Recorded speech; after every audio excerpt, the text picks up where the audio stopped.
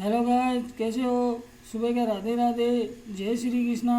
तो गाइस, आज हम आपको बहुत ही अच्छी कथा सुनाने जा रहे हैं, शिव महिमा। तो गाइस, चलते हैं।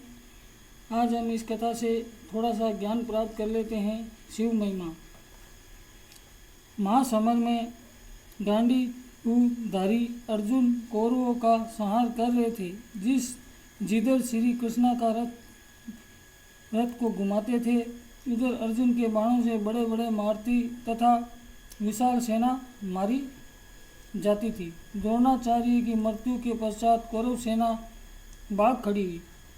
इसी बीच अचानक महर्षि वेद व्यास जी स्वेच्छा से घूमते हुए अर्जुन के पास आ गए।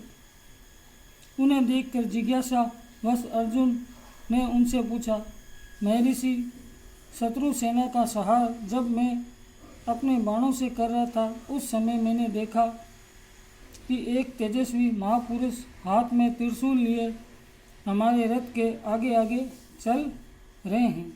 सूर्य के समान तेजस्वी महापुरुष का पैर जमीन पर नहीं पड़ता था। त्रिशूल का प्रहार करते हुए भी वे उसे हाथ से कभी नहीं छोड़ते थे। उनके तेजस से उस एक ही त्रिशूल से हजारों नए नए त्रिशूल प्रकट होकर शत्रुओं पर गिरते थे।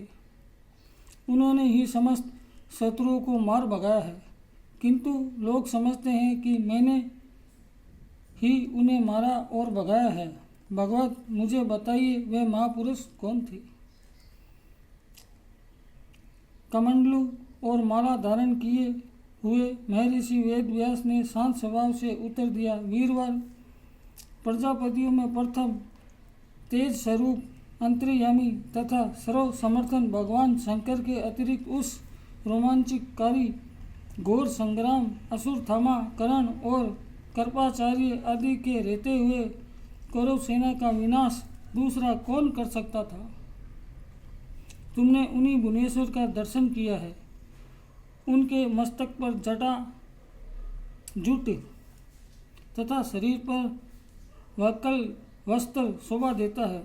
भगवान भव भयानक होकर भी चंद्रमा का मुकुट रूप से धारण करते हैं। साक्षात भगवान शंकर ही वे तेजस्वी महापुरुष हैं जो कृपा करके तुम्हारे आगे आगे चला करते हैं, जिनके हाथ में त्रिशूल, ढाल, तलवार, पिनाक आदि शस्त्र शोभा पाते हैं।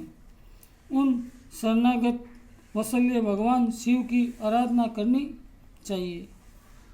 एक बार ब्रह्मा जी से वरदान प्राप्त करके 3 असुर तारकास, कमलाक्ष और विदुनमाली आकाश में विमान के रूप में नगर बसाकर रहने लगे। घमंड में फूलकर ये भयंकर दैत्य तीनों लोगों को कष्ट पहुंचाने लगे। देवराज इंद्र उनका नाश करने में सफल न हो पाए। देवताओं की प्रार्थना भगवान शंकर ने उन तीनों का पूरों को भस्म कर दिया। वीरवर अर्जुन, उनका भोलापन सुनो। जिस समय दैत्यों के नगरों को महादेव जी भस्म कर रहे थे, उस समय माता पार्वती जी भी कौतला वंश देखने के लिए वहां आई।